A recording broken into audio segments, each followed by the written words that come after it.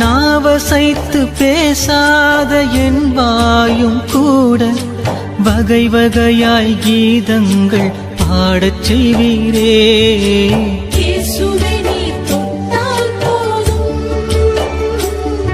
என் உடலெல்லாம் அற்புதம் காணும்.